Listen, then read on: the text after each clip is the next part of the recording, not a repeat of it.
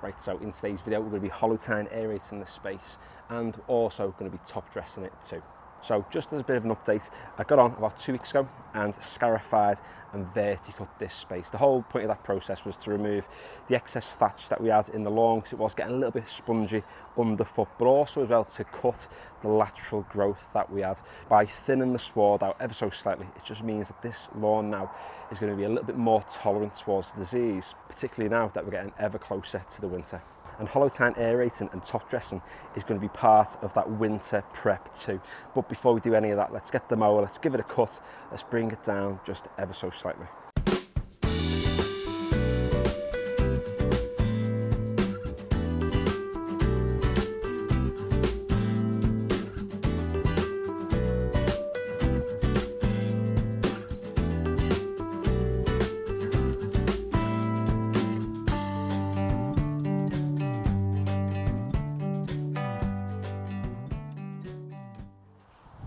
If anyone's wondering, by the way, all these little patches of soil you can see aren't patches in the lawn, they're just spaces where the worm casts have come up. So as I've been saying in every video I've been posting recently, the question you need to ask yourself before you do this to your own lawn is, why are you doing it? It's the key question you should always ask yourself when it comes to lawn care. So I'm hollow tying today to try and improve how water passes through the soil. Now, it's not a completely perfect fix. A perfect fix would be to replace all of this soil with really free draining sandy soil, and that way it's not really going to become waterlogged ever. If anything, I'll have the opposite problem.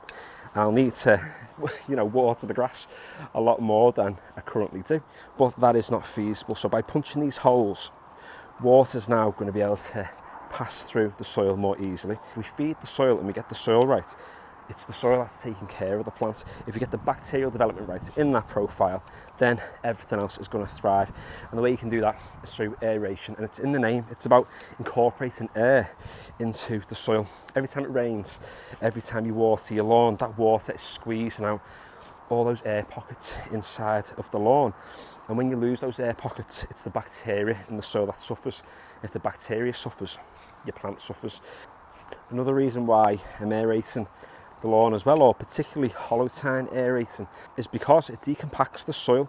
I've been getting on this lawn with a 40 odd kilo Allet cylinder mower this year, and just that alone has added to the compaction in this soil profile. I mean, when it rains, when we get sort of a bit of a dry spell, that moisture's still sitting in the lawn, and when you get on with something that weighs 40 kilos, what that's going to do, like we just said before about the rain, it's going to squeeze a lot of those air pockets out of the lawn, and that knock-on effect stunts the bacterial activity in the space. So again, it just alleviates a little bit of that compaction.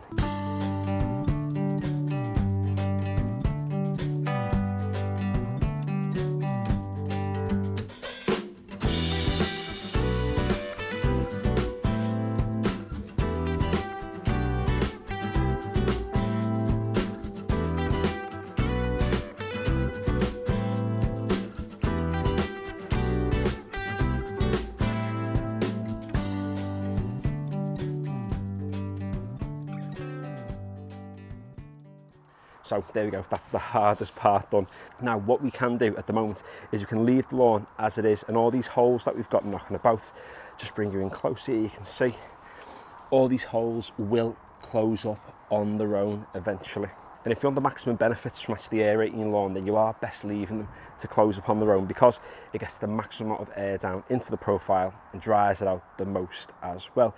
However, what we are going to do is we're going to get on and top dress it with a 70-30 mix. One choice you do have is when you actually hollow core it like I've just done then, rather than raking up all the cores and getting rid of them, you can get on with a scarifier. You can pulverise them and then rake that around the lawn, and yet inevitably some of the soil is going to fall back down the holes. What it's going to do is it's going to help to sort of re-establish that level across the lawn, and that way, by using those cores, you're retaining the bacteria that's in them that you've actually removed from the space. You're recycling it straight back into your lawn. However, there are benefits to using top dressing instead. So this top dressing is a 70% sand, 30% topsoil mix, and the reason why I'm getting on with this today is because of the nature of the type of lawn that I've got, because it cuts it so short with a cylinder mower.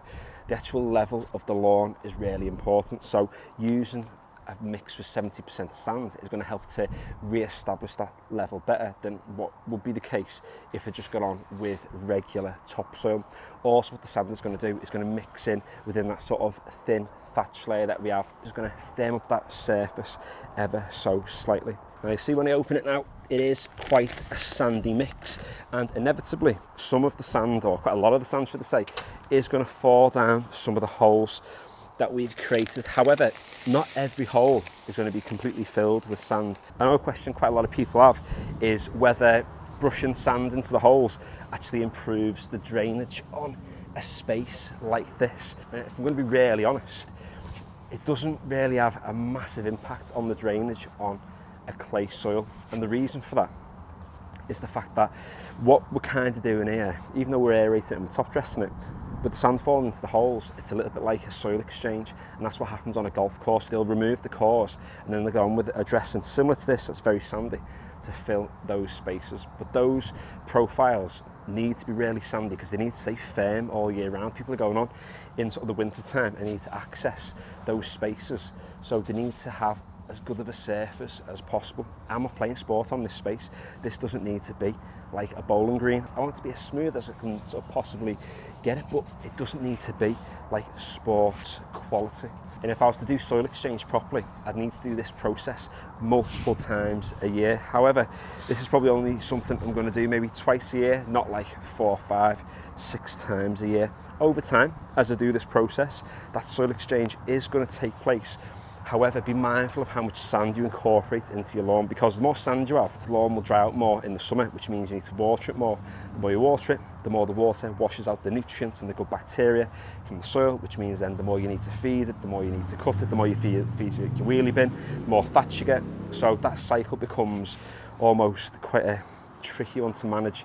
Now you notice that I used the normal garden rake just to loosely rake it about, and I'm just going to use a brush now because the brush is going to move the sand around a little bit better. If you try and use the rake now, because we've got the grass blades in the way, it's going to make it a little bit trickier to distribute that top dressing across the lawn.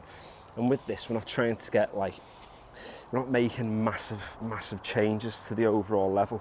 We're making really minor changes. At most, we'll change it by anywhere from like 1 millimetre to 5 millimetres by using top dressing, and the level that I'm getting from this today is going to be very, very minute. And the brush is good as well because it's bringing all that grass to the surface just to make sure we're not smothering it.